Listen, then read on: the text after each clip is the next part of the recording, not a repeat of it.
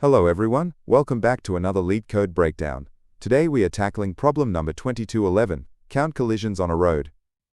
This is a really interesting problem because while it sounds like a physics simulation, the solution ends up being much simpler than you might expect. We'll break down exactly what's happening and how to solve it efficiently. So here is the setup. We have a road with n cars. We are given a string called directions, where each character tells us what a car is doing. It can be L for moving left, R for moving right, or S for staying put. We need to count the total collisions. The rules are simple. If two moving cars hit head-on, that's 2 points. If a moving car hits a stationary one, that's 1 point.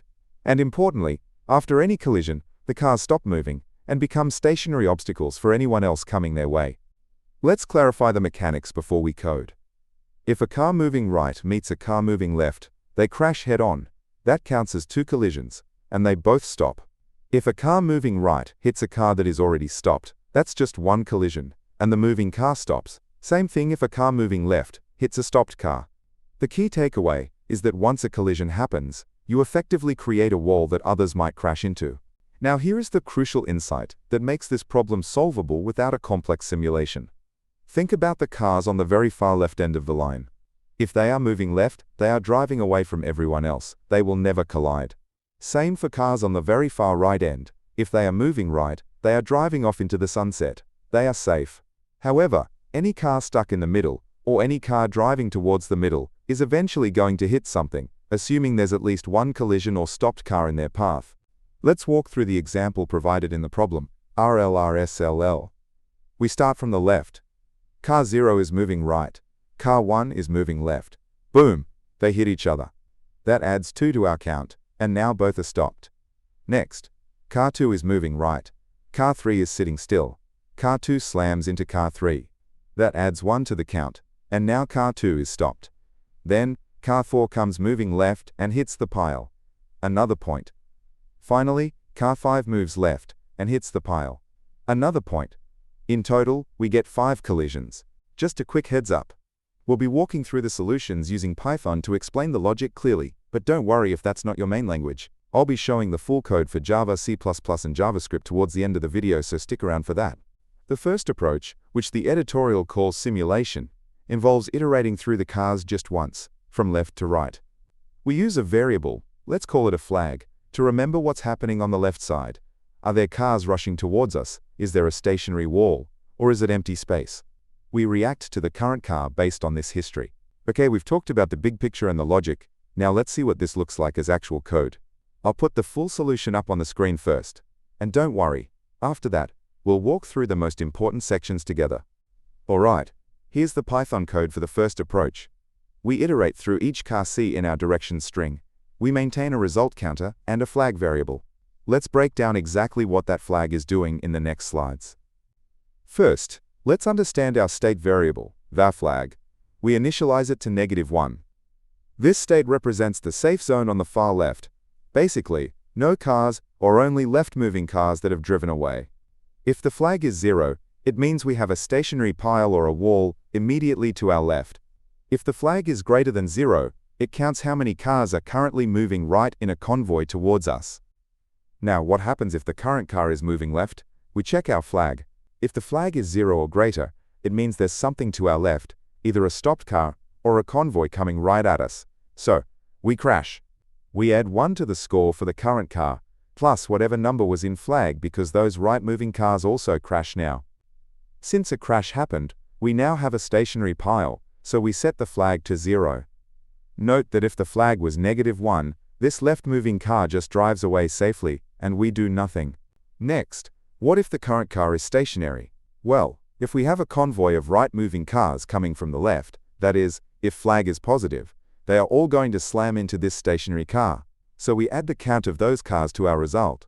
After the crash, this spot is definitely still a wall, so we set the flag to 0. Finally, the else block handles cars moving right. Here, we are essentially building up potential energy. If we've already seen a wall or other right-moving cars, we just increment the flag. We are adding to the convoy. If the flag was -1, meaning we were in the safe zone, this is the first car moving. Right, so we start the count at 1. Okay, now for the second method, which the editorial calls counting. This one is much cleverer and easier to write. Remember our safe zone concept? The only cars that don't collide are the ones driving away at the very start and very end. Every single other car in the middle section, whether it's moving left, right, or sitting still, is part of the collision zone. And here's the code for that mathematical approach. It's incredibly short. We take our string, strip off the L's from the left side, and strip off the R's from the right side. What's left is the danger zone. In this zone, every moving car will eventually crash. The only things that don't add to the collision count are the cars that were already stationary. So we just take the length of this stripped string and subtract the count of the stationary cars. So how fast are these solutions? Both approaches are linear time, or big O of n, where n is the number of cars. We have to look at each car at least once. For space complexity, they are both big O of 1, or constant space. We're just using a few variables to store counts or indices. Even the Python string stripping method can be done using pointers in other languages to keep it constant space. Alright, before we jump into the other languages, I want to quickly show you a personal project I built to solve a problem that always drove me crazy. It's an app called My Daily To-Do. My biggest frustration with every other to-do app was retyping the same things every single day. Go to the gym, review code, work on the daily Leetcode problem. You know the drill. So I built my app around one simple but powerful idea: separating your routine tasks from your one-off tasks. Routine tasks, marked with the little refresh icon, automatically reset for the next day. One-off tasks, like ship new feature, get the little puff of smoke icon, and they disappear for good once you're done. This small change turns a dumb checklist into a smart scheduler. If that sounds useful, you can try it right now on the web. The link is in the description. And one more thing I want to make super clear. Right now, as a thank you for being an early supporter, the app is 100% free. There are no ads and no subscriptions whatsoever. This means you get access to everything, including really powerful features like presets, which let you save entire task lists and load them with a single tap. Now down the road, creating new presets will likely become part of a premium plan to help support the channel. But, and this is the important part, any presets you create now, while it's all free, are yours to keep and use forever. So it's the perfect time to check it out on the web, play with all the features, and build out your perfect setup at no cost. Alright, that covers the main solution in Python. As promised, for those of you who code in other languages, I'm about to show the full solutions for Java, C++, and JavaScript. I won't be breaking these down step by step, but I've implemented the counting approach 2, because it's the cleanest and most optimal way to solve this. Just pause the video on your language of choice to check it out. Alright, as promised, here is the full solution in Java. We use a two-pointer approach to mimic the strip behavior, ignoring the safe L's at the start and safe R's at the end, then counting collisions in the middle. You can pause the video here to take a closer look at the implementation. Next up, here is the C++ version of the solution. It follows the exact same logic as the Java version, using pointers to define the collision zone. Again, feel free to pause and review the code. And finally, here is the solution in JavaScript. Hopefully seeing it in a few different languages helps solidify the concepts. So, let's wrap it up. We looked at two ways to solve this. The first was a simulation, where we tracked the state of the road as we iterated.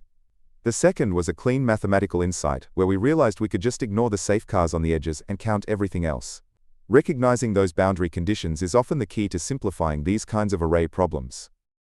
If you enjoyed this problem and want to keep practicing, the learning doesn't have to stop here.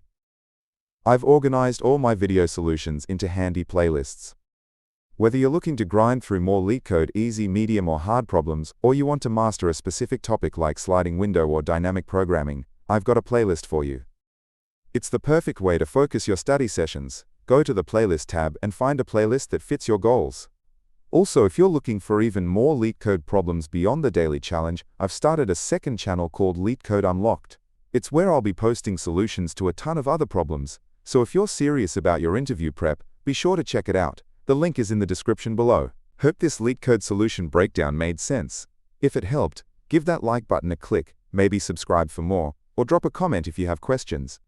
Make sure to turn on the notification bell so you know straight away when I upload a video, because I upload videos daily.